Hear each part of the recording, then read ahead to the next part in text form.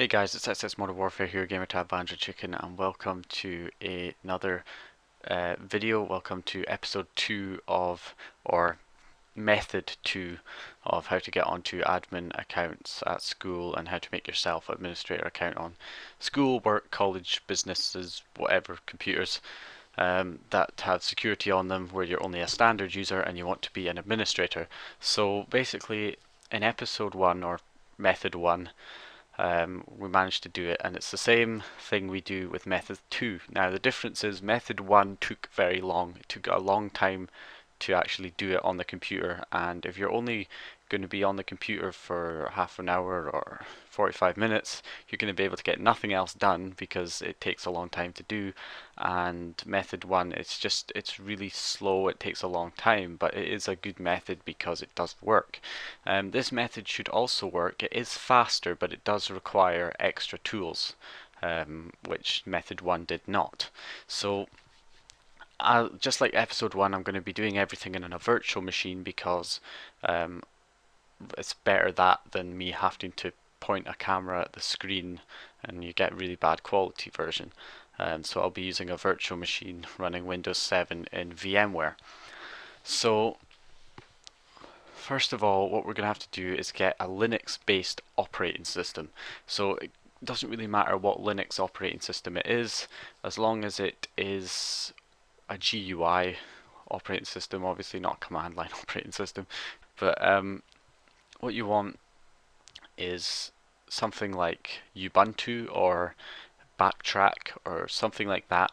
So if you do not have Linux anyway on a disk, then what you should do is head over to Backtrack website. I'll put it in the description. You've just got to put in your name, email address, country. I mean, let's just say I'm Bob for the hell of it.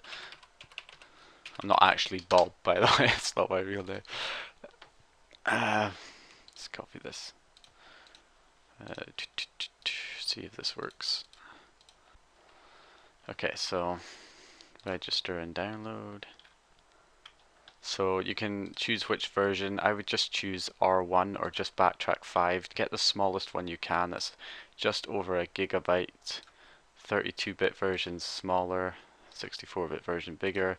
You want it in ISO direct download, and then you just want to start downloading it once you have got what you want. Once you've selected the one you want, I would go for the smallest one definitely because it's not going to take long to download, and you're not going to need all the extra tools that R1, R2 and R3 have included.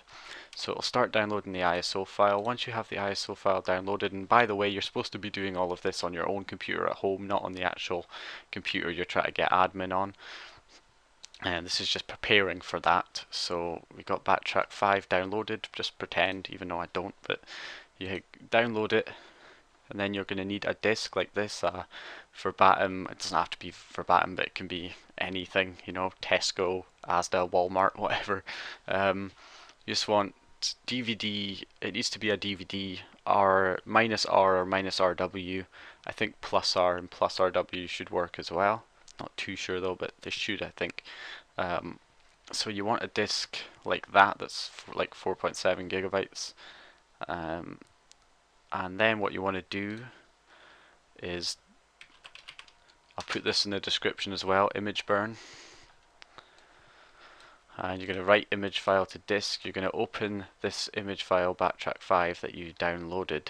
Let's pretend this is it, even though it's not, it's Left 4 Dead 2, but let's just pretend that it's a Backtrack 5 ISO. So say I open Backtrack 5, I put my disk in, and then I click the button to write, and it will start writing the ISO file to your DVD.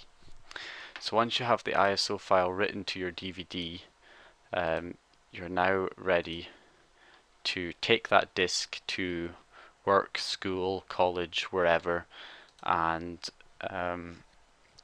use it to get admin. And I'm going to show you how you're going to do this. So first of all, say you're now on your school, work, college computer that you want to get admin on.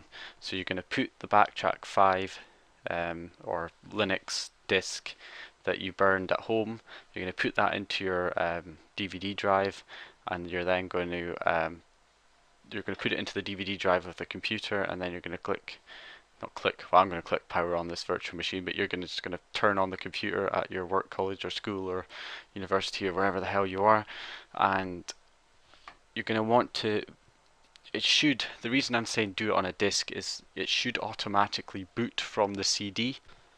So the reason that you want it to boot from the disk, well, it should boot from the disk by default. If it doesn't, I'll show you a couple of things you can do. It might be hard to do in VMware though, because the BIOS thing flicks past super quick and it's really hard to get it in time. But let me just try. So when you boot the computer up and you get the motherboard logo coming up. Oh my god, there's no time to do that at all. There we go. Okay, so basically what you have to do is press either, it can be different for different computers of course, so at your work, college or school or wherever you're at, it could be either delete, F2 or F12 to, or F10 sometimes as well, to boot up into the BIOS. Now if you can get into the BIOS, then what you want to do is change the boot order to CD-ROM drive first. Which is, it should be set to that by default, but in case it's been changed by the administrator. Now, most of the time though, the BIOS will probably be password protected, so you can't get past it. There's also boot options, sometimes it's F8 or F12 as well, or it can be different keys, usually an F key of some kind will take you to the boot menu where you can just select which one to boot off, and you want to select CD-ROM. But if you're lucky, it should automatically boot from CD, like my computer will do. I'm not going to save the changes, but I'm just going to show you for an example. I can just reset this, and it's automatically set to CD-ROM first, so it will boot from the CD-ROM, which has the Backtrack 5 CD in it. So press enter, then you just want to select Backtrack text. If you're using Ubuntu, set up Ubuntu as you normally would, but what we're not going to actually install it, we're just going to run it from the disk. So just boot in text mode. I'm using Backtrack R3, but like I said, just use the smallest one, which would just be Backtrack 5. That's all you really want. And the reason we're doing this using Backtrack 5 is because a Linux-based operating system is not subject to the restrictions of Microsoft Windows. So when you get to the screen, you want to type in Start X. Yeah, so basically they're not subject to the security that Windows puts on all of its folders, like the System32, where you're not able to edit anything in System32 because it'll say access is denied. Linux does not have those restrictions, so it can go inside the Windows directories and change any file it wants without any restrictions. That's why we're doing this. So it's made it into a small screen, but it doesn't matter. What we want to do is just go to Places, Computer, or 64-bit file system. Go to your hard drive, and then go to the Windows folder where Windows 7 is installed. Go down to System32, and then we do the same thing we did in method 1. So let's just wait for this. And it is faster because although preparing it takes a little while at home, but when you actually get to work, college or school, you know, it's a lot faster than doing the recovery one from method 1. This method is actually a lot faster. All you have to do is install Backtrack onto, or run Backtrack off the disk and do this, and then that's it. So what we're going to do is look for cmd.exe. They're all in weird icons because it's Linux. Not used to Linux myself. Ooh, where was that? CMD key. cmd.exe. Here we go. So we're going to right click, copy, and then right click and paste it. So we've got a cmd copy.exe right here. Then we're going to scroll down till we find sethc.exe, and you're going to right click and we're going to rename this and call it what you want, but I just put a little 1 next to it so the file name's different, just in case you ever want to go back and put the sticky keys back in. It'll be easy to do. Okay, so we've renamed setHC to setHC1, and then we need to find our CMD copy that we created. CMD copy, and now we're going to rename that to the name of the sticky keys, which was setHC.exe. And now we have done that. I'll just go back and make sure it's there. Sethc.exe, which is actually a command prompt, and then the original sticky keys has been renamed. So now when we press Shift 5 times on the Windows, it will load up a command window instead of sticky keys. So that's all we need to do in Backtrack. We can just go ahead and shut it down. On your work, college or school computer, you'll just shut down Backtrack now, or Ubuntu or whatever you've got. So it's just ejected the disk, so I'll take that out. And now press enter and it shuts down. So now that it's shut down and the disk is out, turn on the computer again and let it boot into Windows. Okay, so once Windows has booted back up, like I said, what we've done is change sticky keys to command prompt. So if you've already seen method 1, you know what to do from here. If you haven't seen method 1, then please keep watching so I can show you what to do. You press Shift key 5 times, and instead of bringing up sticky keys, it brings up a command window with full administrator privileges, as I explained in method 1, but since this is a completely separate video, I'll have to explain again. The reason this command window is administrator privileged is because you are actually signed into an account before you log in. So it sounds a little weird to most people. You're signed into an account before you're signed into an account. But to prove it, you just type in explorer.exe. It takes a little while, but it'll bring up a start menu, and I'm still in the login screen, as you can see, and I have a start menu, and I am signed into an account called System before I'm logged into the actual computer, before I'm logged into an account.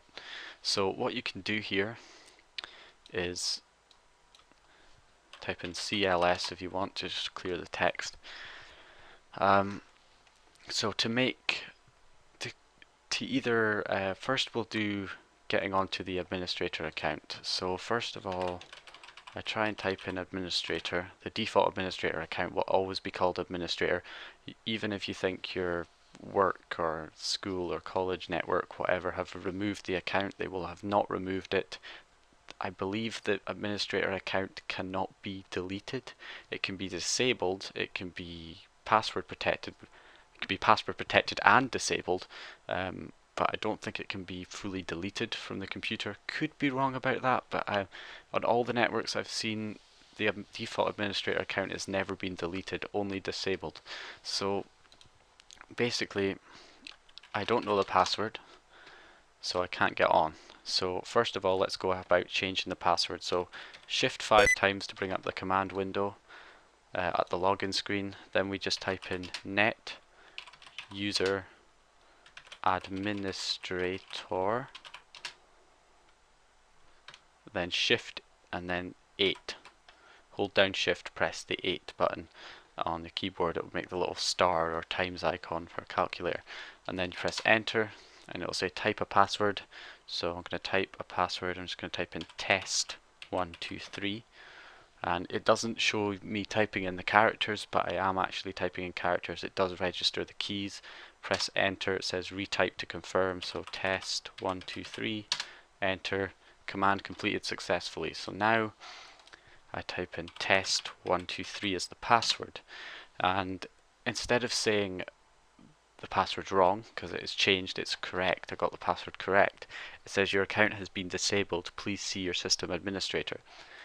not the end of the world, it just means the account's disabled. Press Shift 5 times.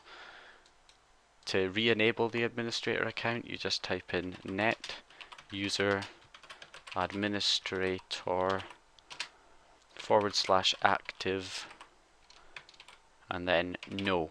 Exactly, sorry, yes, I mean, oh, net user administrator /active, yes.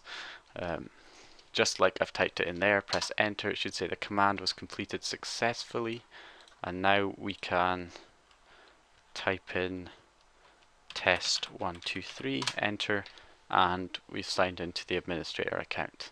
No problems. And the whole reason you can't do this normally on a standard user is you would normally get messages when you try and change a password with the command prompt or change the account to enable or disable it. It will usually say error 5 occurred, access denied. That's because you're signed into a standard user account. That is why we have to do this at the login screen when we're actually signed into a system, the account called system, and that system account is an administrator, and therefore that's why the command prompt is administrator privileged and does not give any access denied messages. So that is how you get onto the administrator account. Next thing I'm going to show you is how to change your own account to administrators.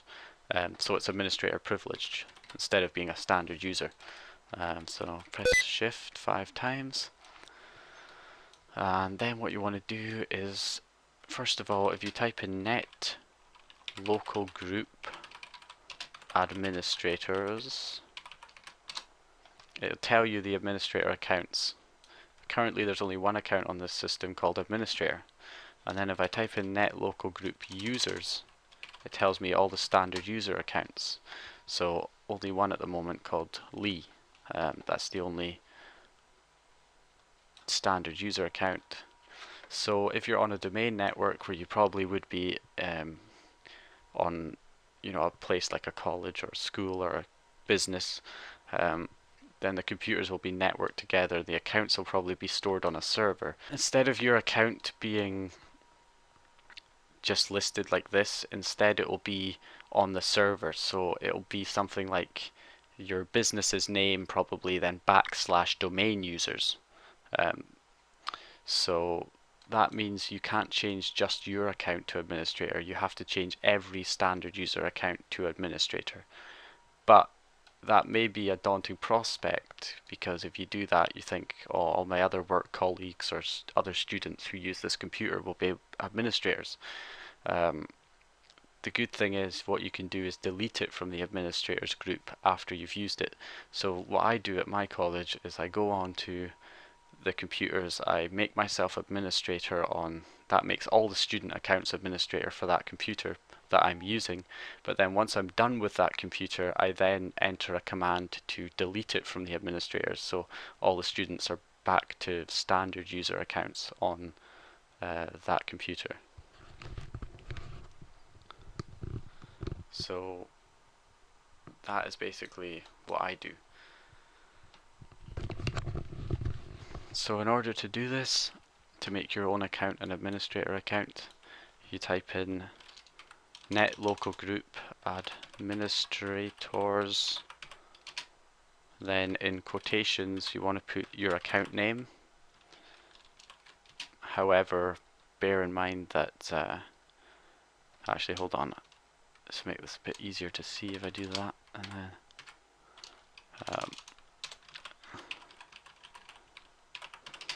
type in net local group administrators, then in quotations your account name, and like I said, if it's on a domain, then it will probably be something like in the quotations you'll probably have to put something /domain users. And like I said, you can find out what the standard user accounts are by typing in net local group users, and then find the ones that are, it'll be in the net local group user list. Your accounts, standard user accounts, will be listed in. So put in in quotations and then put /add, just like that, enter. And now if you go to net local group administrators, you can see that my account is now part of the administrators group as well as the administrator account itself. So if I could sign into my account,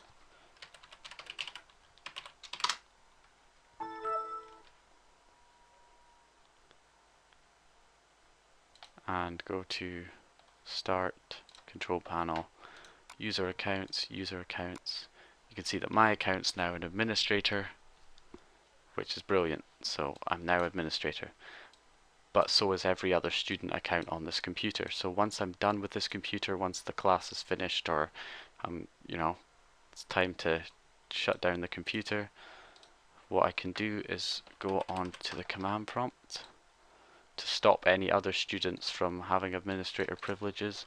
I can type in the same thing as last time, net local group administrators, and then my account name,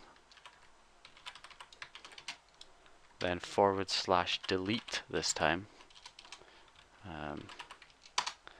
and what that'll do, if I go back to net users administrators, it removes my account from the administrators group. So if I go to user accounts, I'm back to a standard user.